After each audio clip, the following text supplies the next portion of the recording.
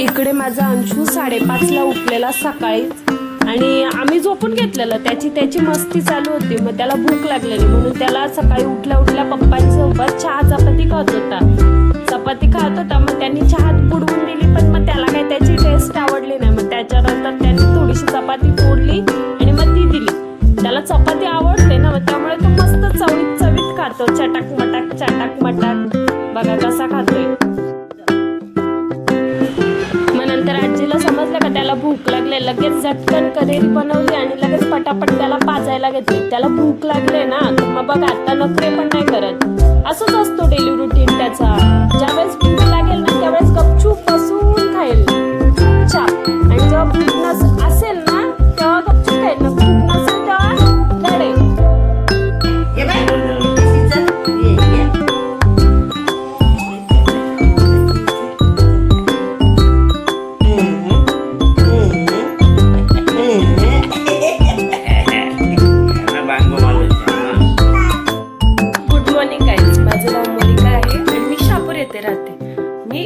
माझी एक छोटीशी फॅमिली आहे. माझे सासू सासरे, माझा नवरा आणि माझा अंशूने मला पकडून ठेवलंय. थांबा मी तुम्हाला दाखवते.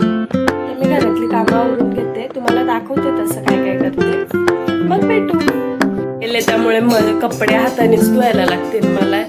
ती घसते ना, झाडू पोछा करते. आज मला माझे क्यूटचे सबस्क्रायबर भेटायला आलेत. माझे फ्रेंड आहेत ते. मी त्यांची तुम्हाला ओळख करून देते.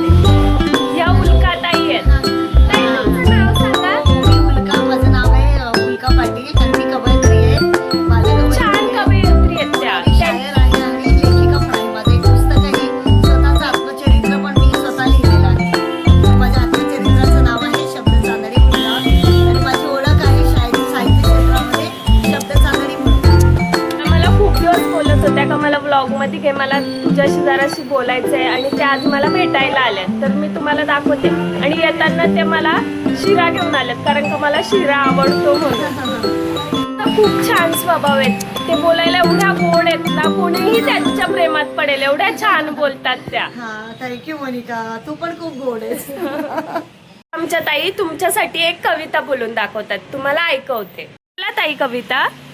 नमस्कार, मी कवयित्री उल्का पाटील.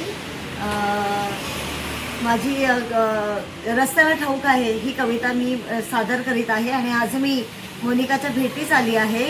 आणि मी असं म्हणेन की रस्ता ह्याला आपण फार प्राधान्य दिलं पाहिजे, कारण रस्ता आपल्याला शेवटच्या टप्प्यावर ज्या वळणामध्ये नेतो तिथेच आपली वाट संपते. आणि हेच आपल्या आयुष्यातलं खरं वास्तव आहे. आणि याच वास्तवावर आधारित आहे माझी कविता रस्त्याला ठाऊक आहे. तर मी सादर करीत आहे माझी कविता रस्त्याला ठाऊक आहे. कुठून कसं चालायचं, कसं कुठून वळायचं, कुठे नाही जायचं, कुठे कुठे थांबायचं, रस्त्याला ठाऊक आहे. चालताना चालत राहायचं गाठाचं आयुष्याचं गाव. चालताना चालत राहायचं गाठाचं आयुष्याचं गाव. कशी आणायची तीरावरती वादळातली नाव, रस्त्याला ठाऊक आहे.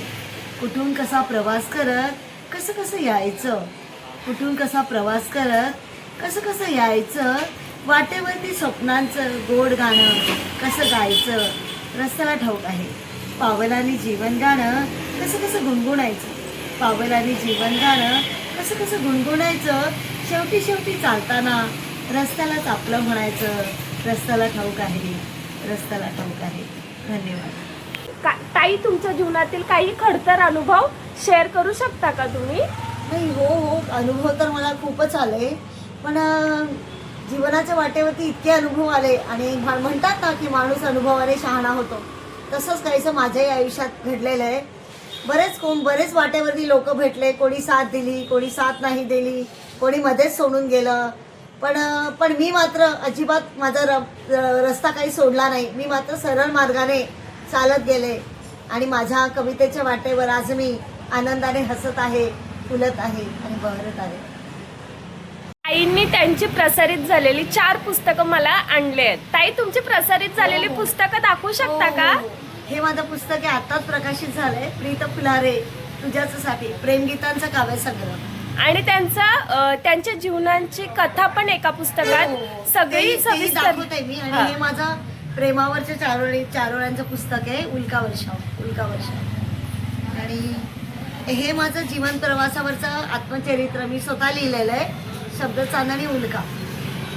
ताई खूप मोठ्या कवयित्री आहेत. आणि अंशूसाठी म्हणजे मी स्वतः लिहिलेलं हे बालकाव्य संग्रह मग मी स्वतः लिहिलेला मी अंशूसाठी खास घेऊन आली. हे खास माझ्या लाडक्या अंशूसाठी, खूप माझ्या धन्यवाद ताई. गोड भाच्यासाठी आणि ताई. माझ्या मोनिकासाठी ही गोड भेट माझी 4 पुस्तकांची. ताई तुमचं एवढं प्रेम माझ्या सोबत असेल तर खूपच लवकर मी माझं चॅनल हो, मॉनिटाईज तुला होईल. खूप आशीर्वाद आहेत माझे, खूप मोठी हो. माझ्या जीवनात काही गोष्टी वाईट भेटल्यात पण काही गोष्टी खूप चांगल्या भेटल्यात, म्हणजे ही चांगली माणसं लाभली आहेत माझ्या आयुष्यात. हो मोनिका, तूच तेवढी गोड आहेस ना, मग काय. इकडे अंशूला जेवायला घ्यायला घेतलंय आजीनी.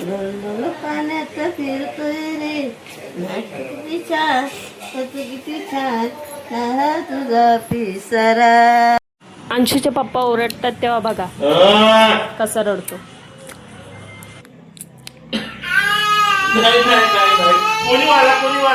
कोणी मला तुला कोणी मला मम्मी मला कोण मारतं कोणी मला याने मारत नाही. मेडिकलमध्ये बसलेलो तितक्यात बोलला आवाज कसला येतोय, तर बघितलं तर काय राहुल नगरच्या राजाचं आगमन झालंय. आता 4 दिवसातच गणपती बाप्पा आले, तर मंडळाचे गणपती 4 दिवस अगोदरच येतात. बघितलं नंतर लगेच एक गोष्ट रिमाइंड झाली का गेल्या वर्षी राहुल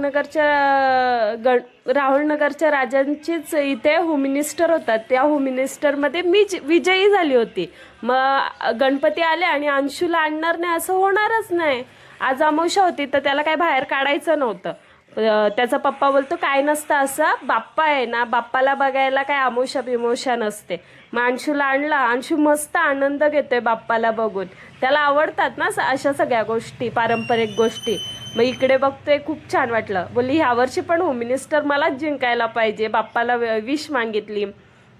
नंतर पटकन मूर्तीकडे लक्ष दिलं, किती छान मूर्ती आहे.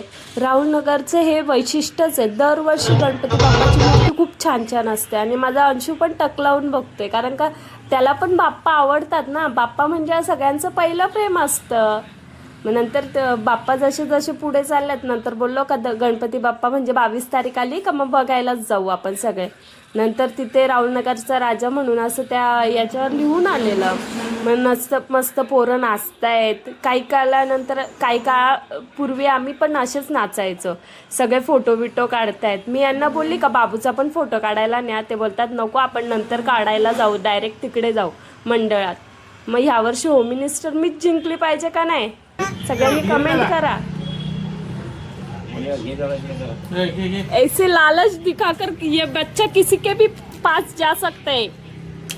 लालच बुरी बला है बेटा.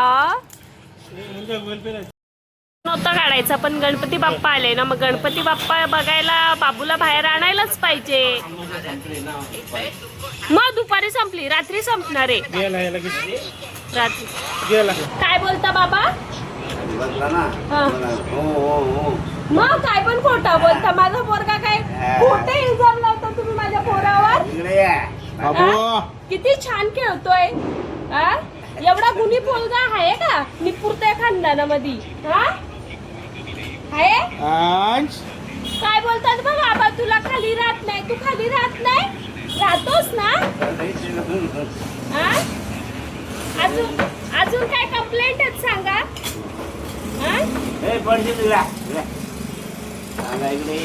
अशाच प्रकारे आपण आपल्या ब्लॉगची सांगता करूया. Good night. माझ्या चॅनलला नवीन असाल तर लाईक, शेअर आणि सबस्क्राईब करा. Keep supporting. थँक्यू.